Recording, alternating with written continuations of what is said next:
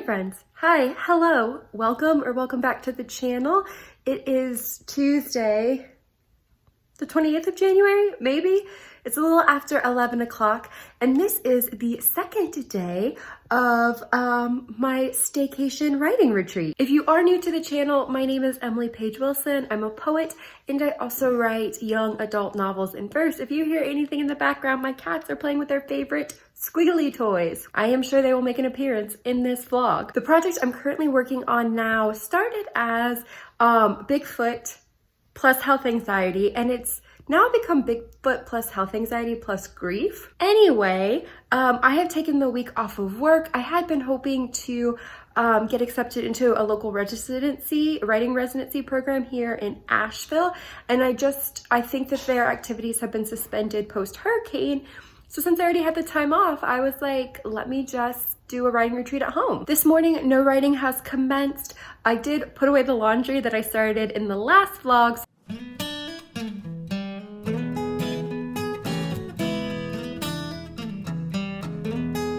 Can I help you?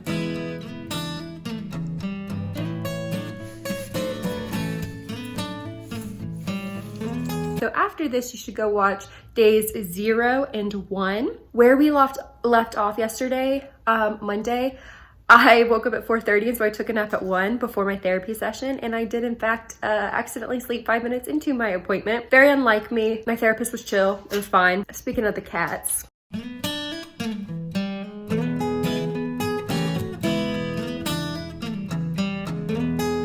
Where we had left off writing-wise, that fourth grade speech therapy really coming in handy. I had just mapped out new beats for the first like 25% of this next draft, which depending on how your creative method works is either the second or first. Okay, guys. Whew. It's either the first or the second or the third draft. I don't know what's going on right now, but what I would like to do now is map out the beats for fun and games, which is kind of a behemoth segment of the plot if you do like the Save the Cat writes a novel method. So let me circle back. Once I go to pollen, I'm gonna get a few more chores done. Isn't that always the tension point, right? Of like why writers like to go, especially if they're parents, they like to go on writing retreats, because they're like, if I stay at home, there's always laundry to be done. And there is always laundry to be done or cats to be played with. But I'm gonna eat some lunch, get dressed in my workout clothes, because today's gonna be a jogging day, and then go to pollen, and I will meet you guys there so we can work on this fun and game section. So here's what I'm packing to go to pollen. This is like y'all saw in the last vlog, the big binder of the current manuscript, 469 pages. I'm not trying to vague book the title, but you know, this is just a draft, so this may not be the final title, but I do really like it. Bringing, of course, Save the Cat writes a novel, especially to help refresh myself about what the fun and game should accomplish and how it needs to move the plot forward. All the papers that I used yesterday, look at how like 2011 this color combination is. I love it. Don't be looking at what I've written. That's my map. It looks a little, what's the word? Anyway, so I'm going to be taking all of this like scrap paper where I have been writing out my thoughts, in addition to some postcards just to be using as scrap paper. This will help me keep track of each like subplot in the fun and games. I apologize to my mother-in-law now. I did not get around to writing Vote Blue postcards to all of the Georgia voters I had information for. I did knock on doors though. Of course, we've got to stay fueled, especially since we're going to the gym. I got some cheese sticks, got some orange slices, looking like a kindergarten classroom in here. And on top of that, my beautiful, beautiful Stanley. This is the cup that broke me. Shout out to Katie Ann, my best friend, who got me this cup for Christmas. And a pin. I forgot to mention a pin. We're good to go.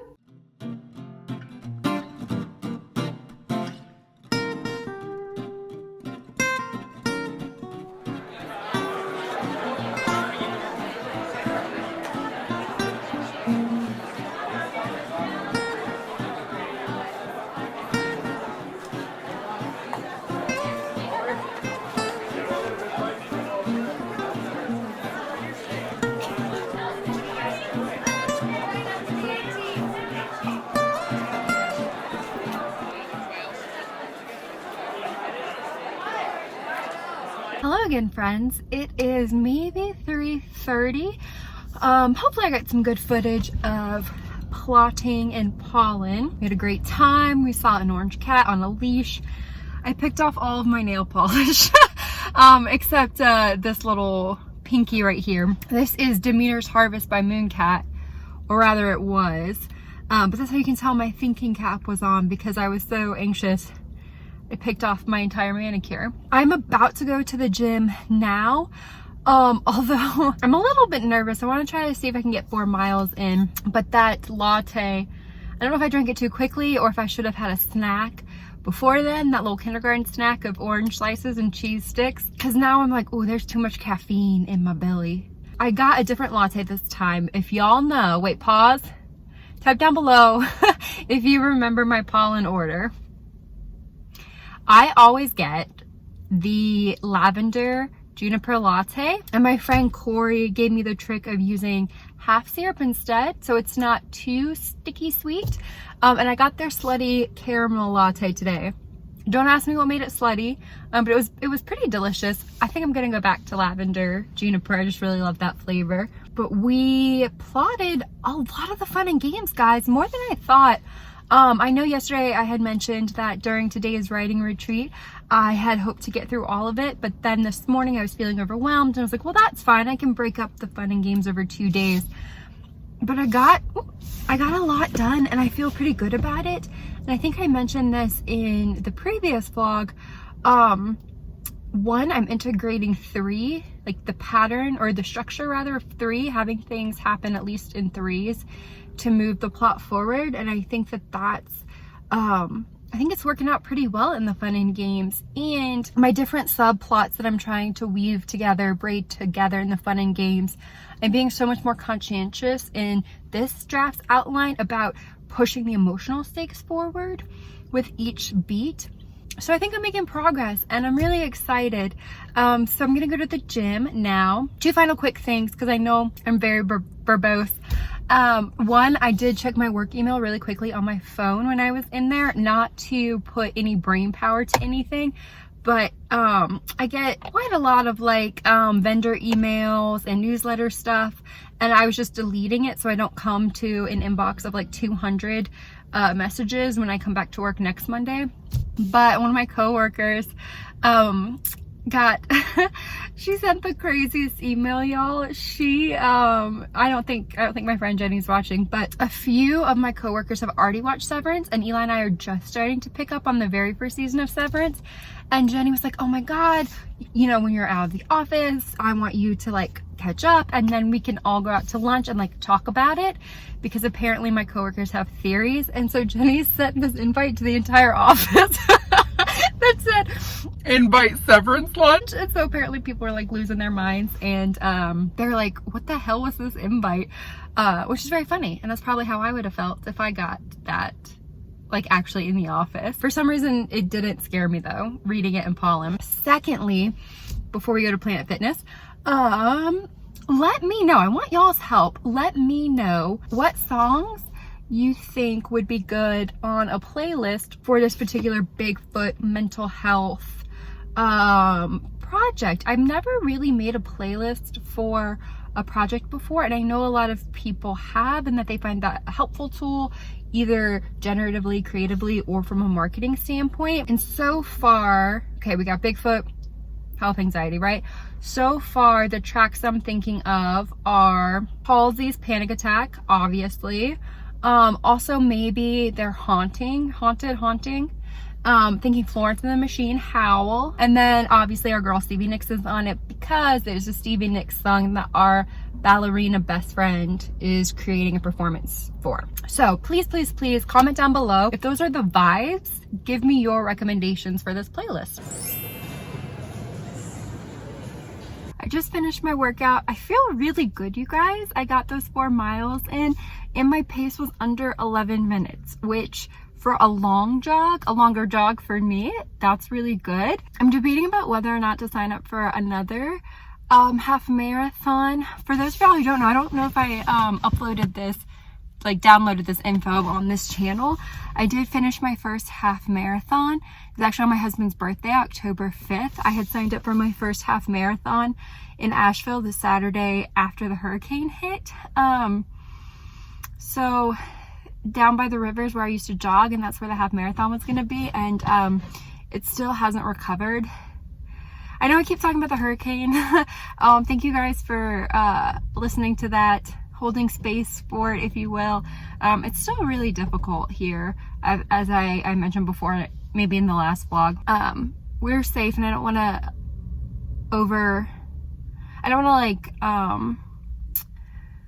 play up anything that happened to my husband and I. It's just difficult because there's a lot of loss in this city and the surrounding areas. And the last time that my husband and I were down by the Rivers Arts District and I saw the path I used to jog on, there were like memorial sites for people who had been lost. When my husband and I, we didn't evacuate when the storm hit, but he had a birthday trip already planned, and he was like, well, why don't you just come with me, because we still didn't have cell service in the city yet, and we didn't have water. I don't even know if we had electricity at the time.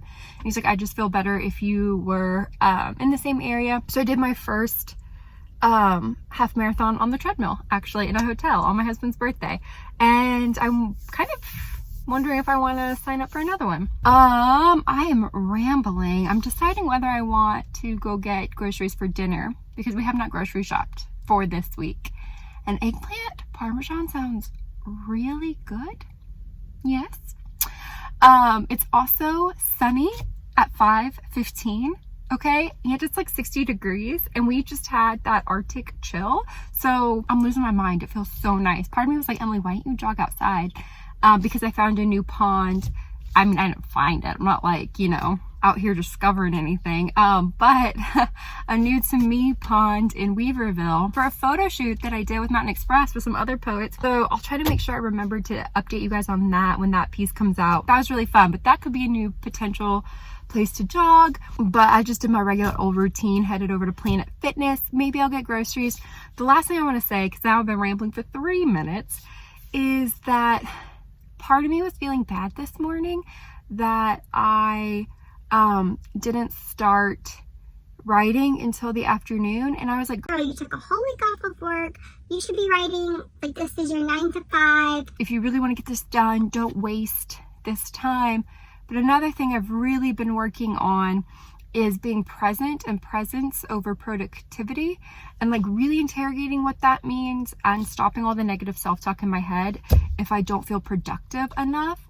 And I keep thinking about those posts that go around sometimes on social media about famous writers' writing routines. And I can't remember if it was Maya Angelou's, or maybe it was Toni Morrison's, or Ursula K. Le Guin's. I can't remember who it was. But one of the routines had like listen to music or like have a nap. And in a 12-hour, 16-hour time period, some people who, you know, we consider among our best writers, our most prolific writers, they still only would dedicate like 3 hours of uninterrupted time to work. And I'm really grateful that I have this time off of work and that I can have a staycation. That would not have been possible, right, if I was working at my retail job from the past. But it's also illuminating to me that no matter what, creativity takes time and patience, and to be okay with that. And that even if I could work as a full-time writer, that doesn't mean that I could sit down 9 to 5 and expect every single one of those moments to be creatively lucrative. Like, it's okay to go do laundry. It's okay to go take a jog. Like, that is all part of the process of living and being observant and working in the pursuit of this craft. Because if you think about my day, I woke up, I read, I meditated, I folded my laundry, went to my favorite coffee shop, had a latte, made some progress on the fun and games, and then I went and had a really good jog.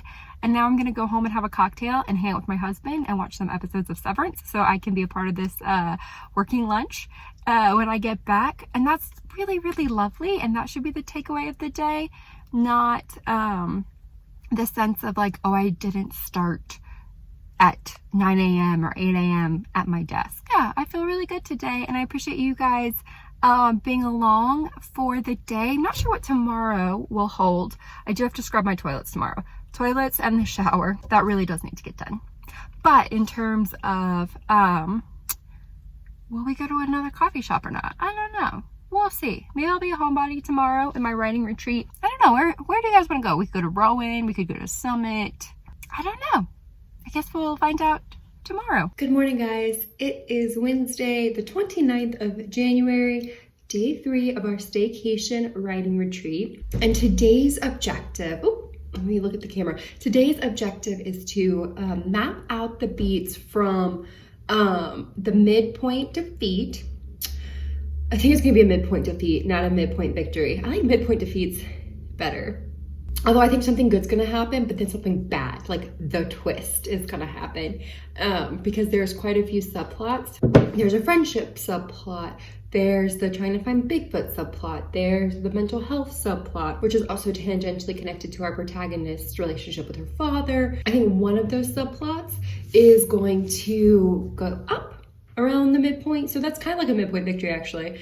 But then it's gonna be followed immediately by a midpoint defeat. That's cheating a little bit. I don't know if that's proper form for Save the Cat, but that's why I still really like Save the Cat and I don't find it limiting. But we are gonna try to get from 50 to 75% of the way there. I feel fairly good about the progress we made on the fun and games, although I am getting to a point where I really need to start typing all of these ideas and scenes on my laptop so they don't get so disheveled and disorganized that I forget what I was thinking. So the goal is bad guys close in today. I will say this should have been expected, but I did not foresee this. I'm starting to get a little stir crazy. It's day 3, it's a Wednesday. Again, I feel incredibly grateful that I can take time off work and have a staycation. I'm going a little bit stir crazy, and my husband woke up really early. He had the night off last night, so he woke up really early and went to the gym. And we're not getting on each other's nerves necessarily, but it's reminding me of like COVID times, where it's like, shoot, you're like my main source of human interaction. So that's just an unexpected experience. I didn't think that treating this like a writer's retreat, treating this time would produce stir craziness in me, because I'm just so excited to have time away from my regular 9-to-5 life. If anyone who finds this video is a full-time writer or works from home, let me know how y'all feel and let me know if you experience that and what you do to counteract that. I could go to a cafe today as well. We'll see. As a final recap before I get into the thick of it, we did not in fact have eggplant parmesan for dinner last night. We did have mozzarella sticks because they were in the fridge. We decided that we might make a Costco trip, which for us means driving to Greenville, South Carolina. My husband is a Costco man. If you know Eli, you know how much he loves Costco. So we will probably go on Saturday. And what we're challenging ourselves to do now is to not spend any grocery money this week and just to eat everything down in the fridge and in the freezer and in the pantry. So last night we had a very like a disparate dinner of mozzarella sticks and sauteed Brussels sprouts and edamame. And it was still good. It's still good. We did not in fact have eggplant parm. We also did watch one episode of Severance last night, episode 5 in season 1, and I feel like it did not move the plot forward a lot. Spoilers, pause if you haven't seen the show or if you need to catch up. But yeah, we know that Adam Scott's sister gave birth in that birthing retreat and there was a woman there, and now we know that the woman is the wife of a senator who pushed for severance. But that's all we know. That's all we know. But I hope to catch up before I return to the office so that I can go to my coworker's severance lunch, which in fact does not mean the whole office is getting fired. Okay, cheers. I need to finish my second cup of coffee in this beautiful Capricorn mug that my in-laws got me. Okay, bad guys close in. Let's go, guys.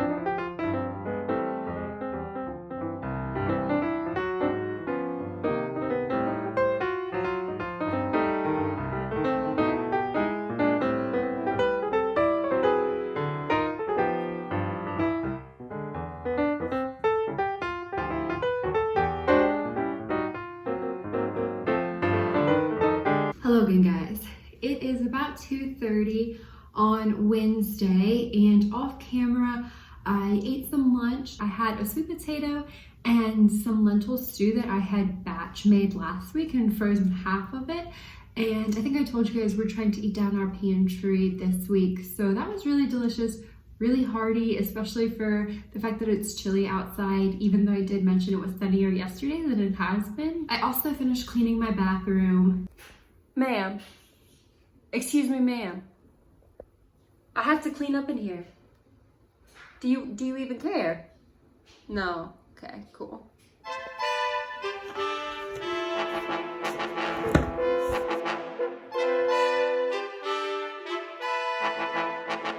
Real talk, might be the only bathroom that gets cleaned. We only have 2 in our condo, but that might be the only bathroom that gets cleaned today.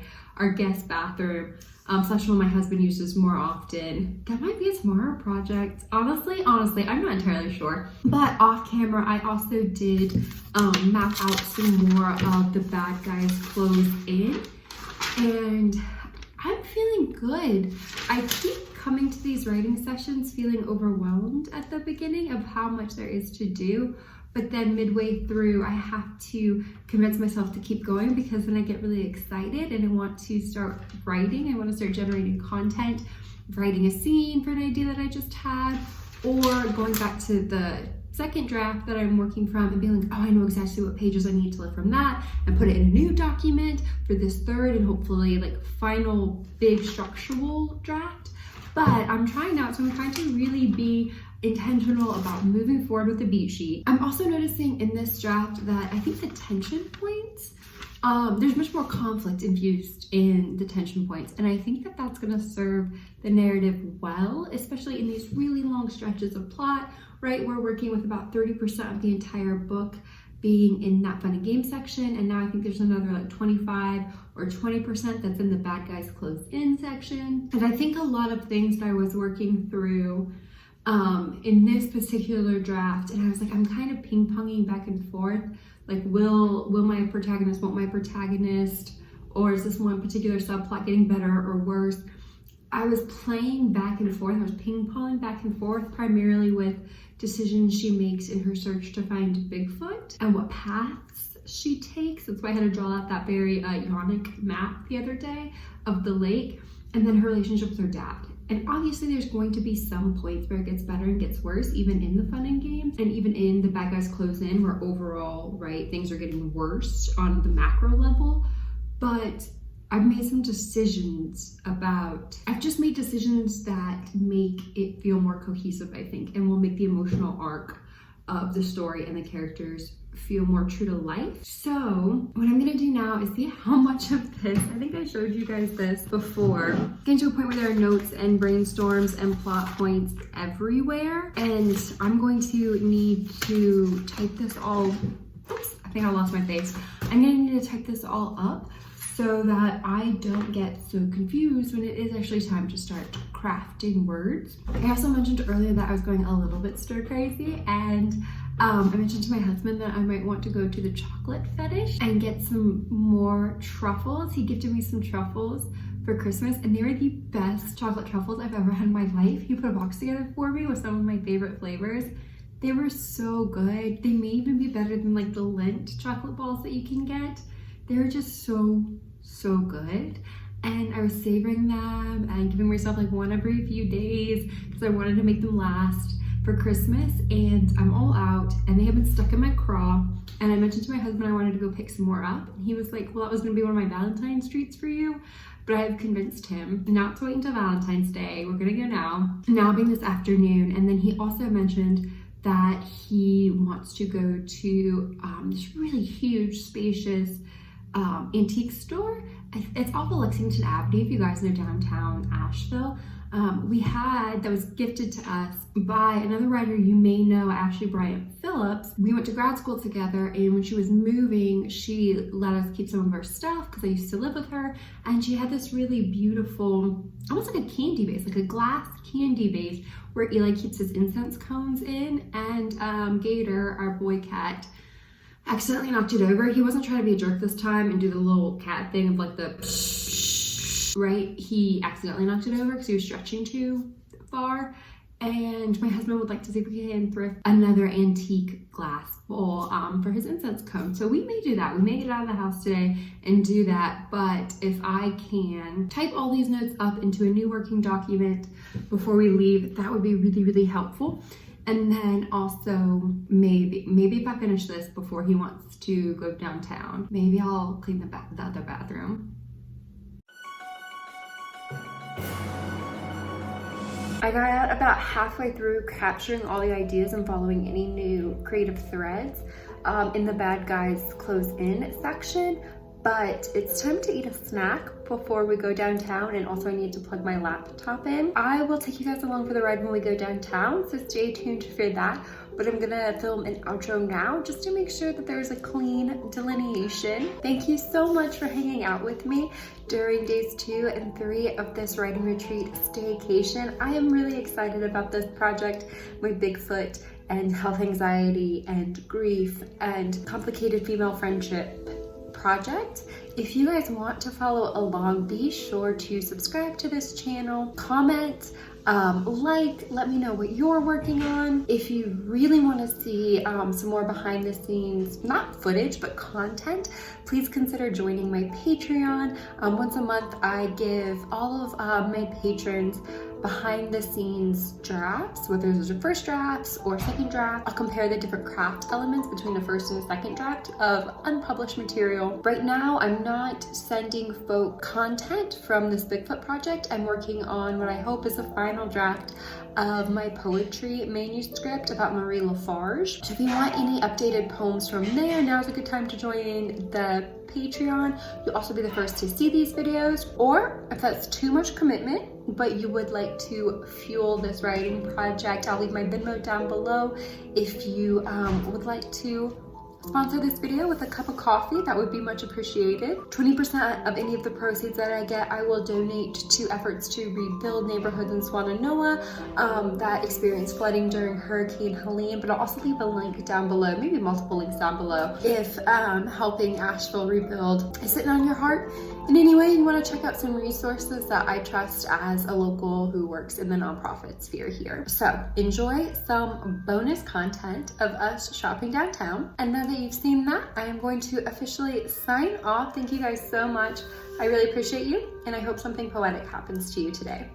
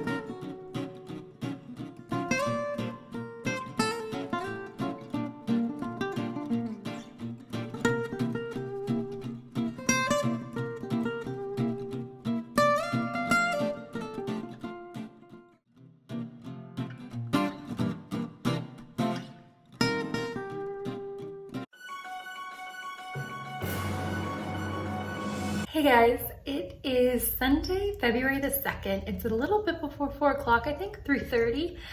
This is a little bit of like bonus content, slash a girl didn't follow up with a third vlog. So the last time you saw me, would it have been Wednesday or Thursday? I can't remember. The last time you saw me, I think all I had to do to finish the Bigfoot third draft outline was from All Is Lost until the end. And I didn't vlog that. I do apologize. Life came up, got in the way, but let me flip you around.